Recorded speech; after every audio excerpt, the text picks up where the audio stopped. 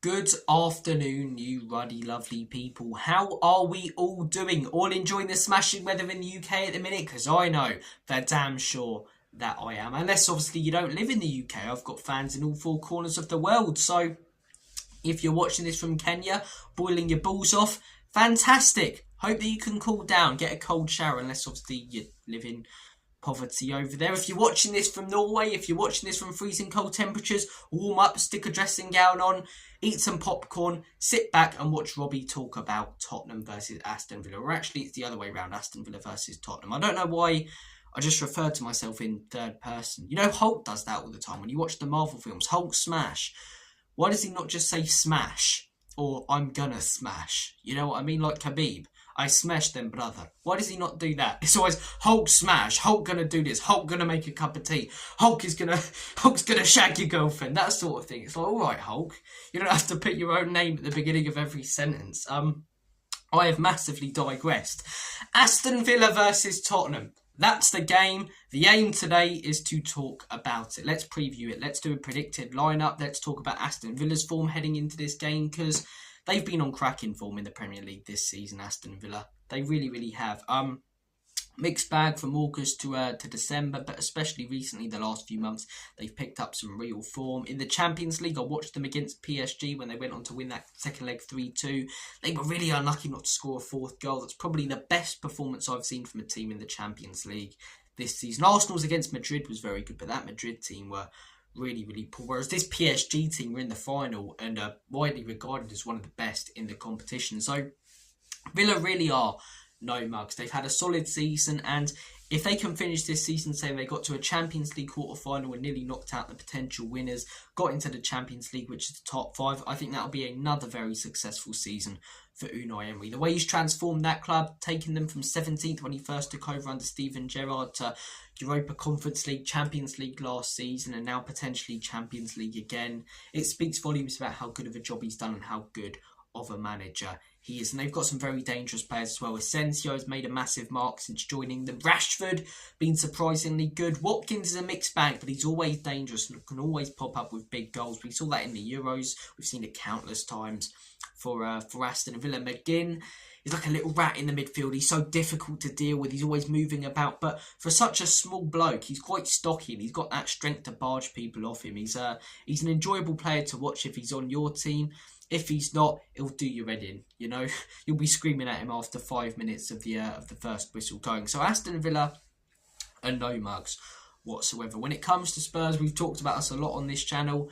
I feel like Spurs in the Europa League is a completely different team to Spurs in the Premier League. Spurs in the Europa League are defensively solid. Spurs in the Europa League have a manager that's willing to adapt, and Spurs in the Europa League manage games well. Spurs in the Premier League manage games horrifically. Spurs in the Premier League have a manager that only seems to stick with one specific way and doesn't adapt whatsoever. Inverted fullbacks, high line, die on your sword, man, die on your sword. And Spurs in the Premier League, as I say, can see goals willy-nilly like they're going out of fashion. So it feels like two completely different teams. Sadly, this game is in the Premier League, and I am not hopeful, in all honesty. I'm not worried about it because, look, I'll be 100% honest with you. I don't really care. Right, we're in a European final. This season's been a shambles. Let's finish it off with some silverware, and then let's go into the summer. I'm actually glad that this season's finishing soon. And if we can finish what's been a horrific season with our biggest achievement since 1991, I will snap your hand off for it. I'd snap your hand off for it and eat that exact same hand. You know, the Europa League would mean so much to me and my family. When we won the Carabao Cup in 2000, I think it was 2007, wasn't it? I think I was only a couple of months old, so it'd be a bit weird if I did remember that. Super baby, I remember stuff from 2 or 3 months old, but no, yeah, but no, but yeah, but no.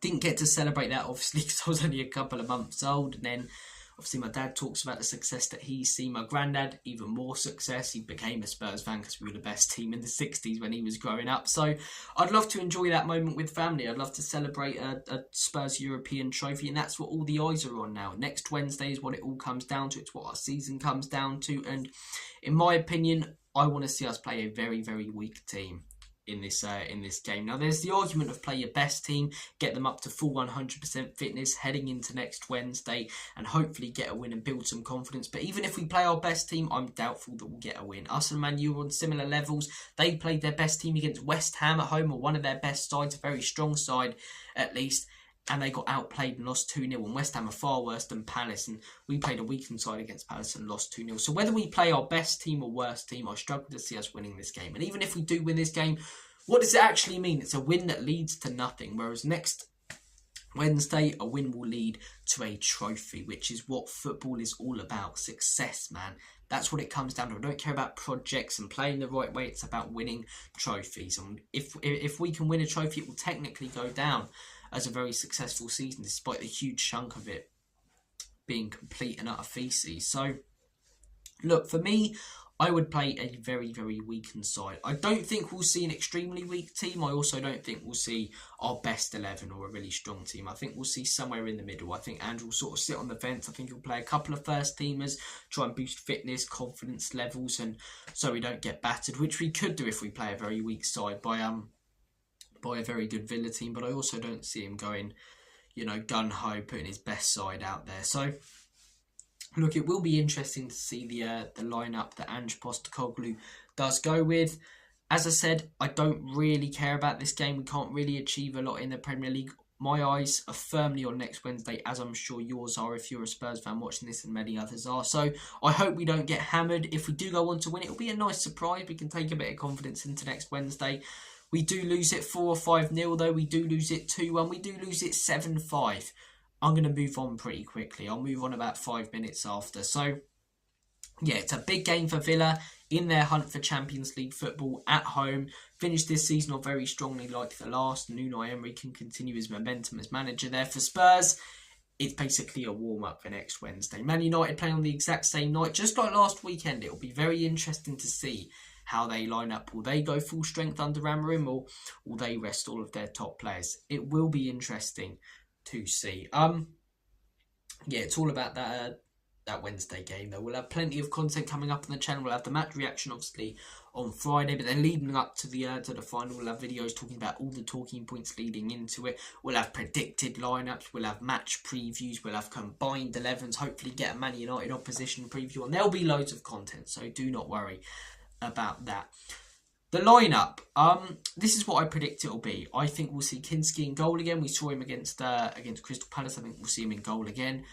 I have a feeling he's going to play one of the centre-backs, and if either is to get injured, in all honesty, I don't want either of them. There's the argument that Romero's the big game player, but I think Mickey's the better defender and has been this season. So I think he'll go with Romero. I think next to Romero, he'll probably go with Ben Davies, or it could be Davies and Danzo. In all honesty, I think we'll see Jed Spence. Actually, yeah, I think we'll see Jed Spence at right back, Ben Davies at left back, and I think we'll see Kevin Danzo and Christian Romero as the centre-back partnership. Midfield three, Kulusevski coming off a knock against Crystal Palace. Even if he is fit, do you want to risk that? Yeah, he hasn't been great recently, but at the beginning of the season, he was our best player. We're heading into a big European final. We don't want to go into it without a number 10. We've obviously not got Bergvall, not got Maddison. We need Kulusevski, and we've got to hope that he steps up in that game. So I would rest Kulu.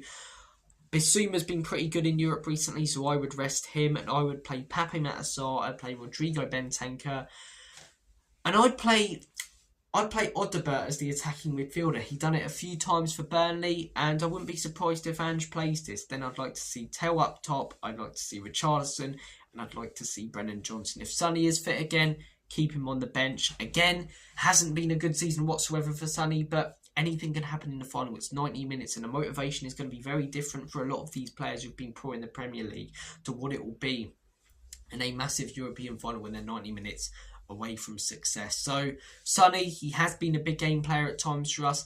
I would say keep him on the bench. I'd say definitely rest Kulusevski, as I say. And that would be my lineup. Score prediction, I expect Aston Villa to win. I don't think they'll absolutely hammer us, because I think they'll be a bit nervous because of how much this game will mean for their season. For our season, it doesn't really mean anything, so maybe that could play in our favour. Being a little bit too casual, though, we could get caught out. So I'm going to say 3-1 Aston Villa, and then after this game, it is all eyes on next Wednesday. You might disagree with me though. You might think all eyes on your next game. The next game is Aston Villa. We obviously want to win every game. Go out there, show some pride for the shirt and really build some confidence. Or you might be like me where it's, yeah, obviously a win would be nice, but I don't care if we don't get one. The main priority is not getting players injured heading in to next Wednesday. Guys, I'm going to make like a banana and split. Take care of yourselves. Have a good rest of your day and week. And as always, come on you Spurs.